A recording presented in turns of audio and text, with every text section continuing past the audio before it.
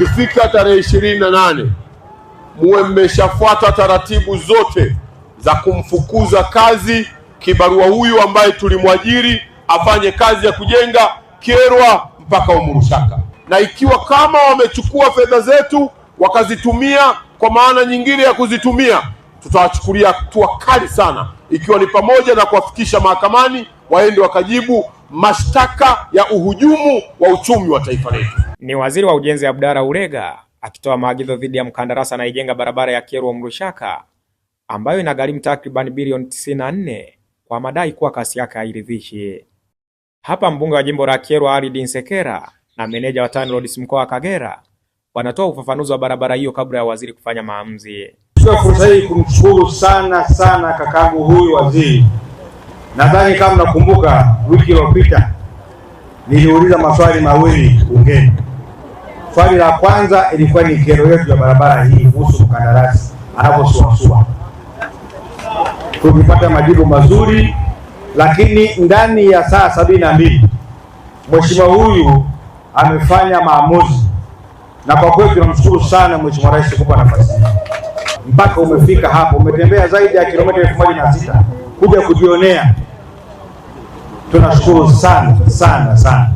Na Mheshimiwa Waziri, hii barabara kwa kweli ni kilio cha miaka mingi toka nazaliwa mpaka leo tunatamani kuona lami.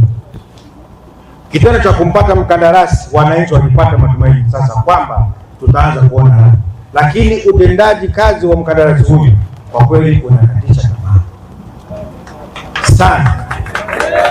Wananchi hawa waliposikia wanakuja walipata matumaini, sasa tunaenda kuona majibu, na tunakuomba leo hii utolee majibu ya ufumbuzi wa barabara yetu, kwa sababu barabara hii sio tu lami bali ni daraja la wanakyerwa, ni daraja la kupeleka wafanyabiashara, ni daraja la wanafunzi, ni daraja la waalimu, ni daraja la kwetu sisi kupeleka kwenda sokoni, kwa sababu sisi ni wanakulima.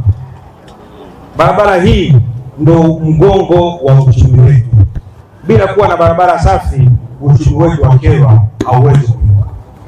Hapa tulipo ni sehemu ya mradi wetu wa Kyerwa Umurushaka wa kilomita 50 ambao unatekelezwa na mkandarasi wa Kichina anaitwa Shandong. Mkataba ulisainiwa mwezi Februari mwaka 2024 tarehe 19, ukiwa na utekelezaji wa miezi 36. Baada ya mkandarasi kuleta zile nyaraka za msingi za kumfanya aanze kazi, alipewa commencement date tarehe 12 mwezi Juni mwaka 2024. Kwa maana hiyo, kwa utekelezaji wa miezi 36 inabidi akabidhi hii kazi tarehe 12 mwezi Juni mwaka 2027. Sasa Mheshimiwa Waziri, kwa sasa mkandarasi anatekeleza ujenzi kwa gharama ya shilingi bilioni 94.3 kwa maana kilomita zote 50 kwa kiwango cha lami, na mpaka kufikia sasa hivi mkandarasi ameweza kuleta sehemu ndogo tu ya mitambo kwa maana ya 28% ya mitambo yote inayotakiwa, lakini pia ameweza kuleta wataalamu wanaotakiwa kusimamia mradi kwa 72.7 pekee. Lakini pia mkandarasi ameweza kujenga kambi ya mhandisi mshauri ambapo mpaka sasa hivi imekamilika kwa 67.7. Sasa kwa mujibu wa utekelezaji mpaka sasa hivi mkandarasi ameshatumia muda wa 50 kama nukta 3, lakini maendeleo ya ujenzi wa hii barabara kwa jumla ni 5.4. Na kwa upande wa malipo, mkandarasi aliomba malipo ya awali ambayo serikali imemlipa kiasi cha shilingi bilioni 9.15, ilimlipa tarehe 26 mwezi Septemba mwaka 2024. Lakini kufikia mpaka sasa hivi miezi 19 kama na nusu imepita, utekelezaji wa hii kazi ya barabara ni 5 pekee nukta 4, lakini muda tuko 53. Kwa tuko nyuma ya muda wa utekelezaji kwa takriban 46.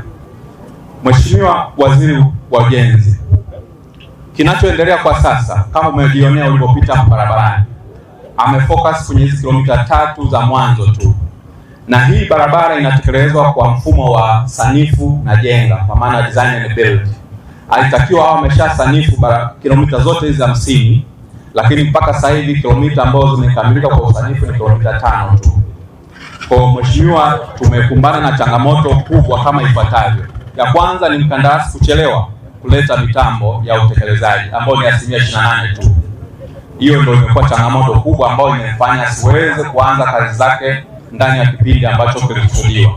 Lakini cha pili, amechelewa pia kuleta wataalamu ambao wanatakiwa kuhusika kwenye utekelezaji wa ujenzi wa barabara. Ni 72.7 tu ambayo imeshaletwa, kwa maana hiyo imeathiri utekelezaji wa ujenzi. Lakini pia alitakiwa alishaleta design, mpaka sasa hivi tuna kilomita 5. Kwa hiyo vyote vimetufanya tuchelewe kuanza ujenzi, lakini serikali imemlipa fedha zote hizo bilioni 9.15. TANROADS au serikali kupitia TANROADS imechukua juhudi nyingi sana, ikiwemo kumwandikia barua za onyo, lakini pia kukaa vikao vya ngazi ya juu, kwa maana high level management meeting. Vimekaliwa vikao viwili vya ngazi ya juu, ambavyo kikao cha mwisho kimekaliwa mwezi Novemba mwaka jana, na alipewa target kwamba atimize vitu vitatu. Cha kwanza, aelezee ametumia vipi ile advance payment ambayo serikali imemlipa, lakini pia ndani ya mwezi mmoja alete mitambo yote inayotakiwa site, lakini pia amalizie hiyo design. Ule mwezi mmoja ulipoisha ambao taasisi ilimpa atekeleze, hakutekeleza mpaka sasa hivi. Kwa sasa hivi tuko kwenye hatua za mwisho za kimkataba za kupitia kuangalia ni maeneo gani ambayo anatakiwa kuwajibika na serikali ichukue hatua mahususi ambazo zinaendana na mkataba unaotaka. Nimesikiliza hotuba muktasari uliosomwa na meneja wangu wa mkoa. Nimemsikiliza vizuri. Ninaomba wale wakandarasi niwaone. Meneja, niletee wakandarasi wako hapa. Ni kwamba mmeshindwa kufanya kazi yetu. Mmechukua fedha za serikali, mmechukua fedha za umma, mmechukua fedha za walipa kodi, na hamkufanya kazi kadiri ya mkataba unavyotaka. Jambo baya zaidi, mmeiacha barabara na kuitelekeza. Watu wa Kyerwa hawakustahili kupata mateso mliowapa. Maana hiyo barabara ikishakuwa na mkandarasi inashindikana kufanyiwa maintenance na mtu mwingine yoyote isipokuwa mkandarasi yeye aliyoko site. Nimeipita leo barabara, nimeiona kwamba hamfanyi maintenance. Kwa hivyo watu eneo la kupita kwa masaa mawili kwa lisali moja wanatumia masaa matatu. Lakini nimesikia pia kwamba haieleweki fedha za walipa kodi wa Tanzania wapi mmekwenda kuzitumilia, mmefanyia kazi gani? Sasa mambo yangu ni matatu kwa viongozi kutoka wizarani niliofuatana nao wote, simameni pale na TANROADS. Jambo la kwanza, inawaelekezeni TANROADS na mkurugenzi wa barabara kutoka wizarani kama ifuatavyo. Mpaka itakapofika tarehe 28 ya Februari, maana mwezi huu unaisha tarehe 28, si ndivyo hivyo? Mmeshapata taratibu zote za kuvunja mkataba wa huyu ndugu na tumfukuze kwenye kazi yetu. Ikifika tarehe 28 muwe mmeshafuata taratibu zote za kumfukuza kazi kibarua huyu ambaye tulimwajiri afanye kazi ya kujenga Kyerwa mpaka Umurushaka. Hilo ni jambo la kwanza. Jambo la pili, nimewasikieni katika ripoti mnanieleza ya kwamba mmemwagiza atoe na alete taarifa ya bilioni 9 fedha za walipa kodi wa nchi hii amezitumiaje. Nami nataka ripoti hiyo ili vyombo vya dola viweze kufanya kazi yake, na ikiwa kama wamechukua fedha zetu wakazitumia kwa maana nyingine ya kuzitumia, tutawachukulia hatua kali sana, ikiwa ni pamoja na kuwafikisha mahakamani waende wakajibu mashtaka ya uhujumu wa uchumi wa taifa letu. Jambo la tatu, tutakapovunja mkataba na kampuni hili ambalo linaonyesha rekodi yake kuwa haipendezi, nitaomba muandae barua rasmi kabisa itakayotoka kwetu Wizara ya Ujenzi kwenda kwa shirika letu linalofanya kazi ya kusimamia taratibu za manunuzi, yani PPRA, na kwa blacklist wasipewe kazi nyingine yoyote katika nchi hii ya Tanzania, hawa waharibu wa mambo yetu. Nimetoa maelekezo na maagizo yote hayo yafanyike katika muda wa siku zisizozidi 28 kwa maana ya mwezi mmoja. Nataka kila kitu kiwe kimekaa sawa sawa, documents zote ziwe zimekaa sawa sawa, kila jambo limekaa sawa sawa.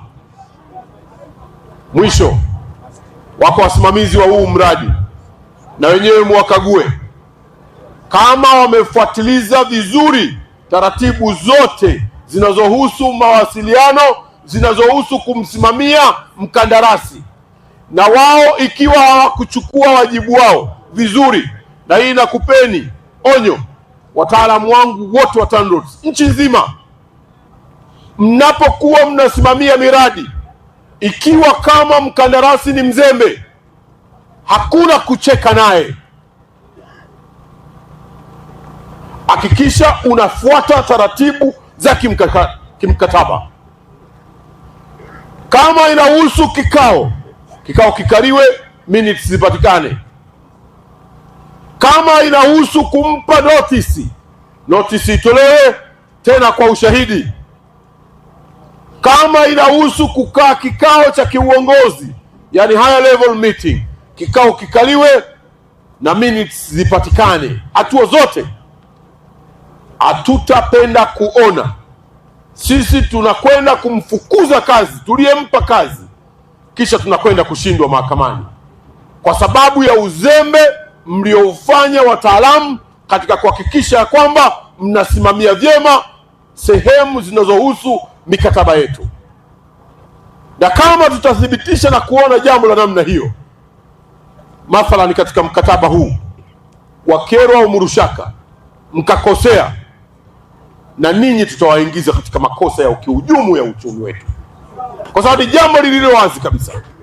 Kwa hivyo tutajua kabisa ya kwamba na ninyi mmeshiriki kikamilifu na makandarasi hawa kutuhujumu, na tutaamini ya kwamba inawezekana hata hizo fedha ambazo serikali ilizitoa za walipa kodi wa taifa hili zikawalipa kama advance payment, yawezekana na wataalamu wetu wameshiriki katika kuzitafuna pia vile vile.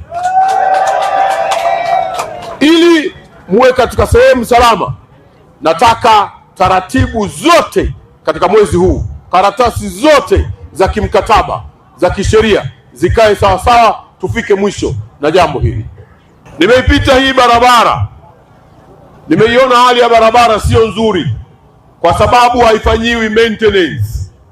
Kahawa zinapita kwa tabu, ndizi zinakwenda kwa shida, watu wanaokwenda mahospitalini wanapata tabu, wananchi wanaokwenda katika kazi zao za kijamii wanapata shida.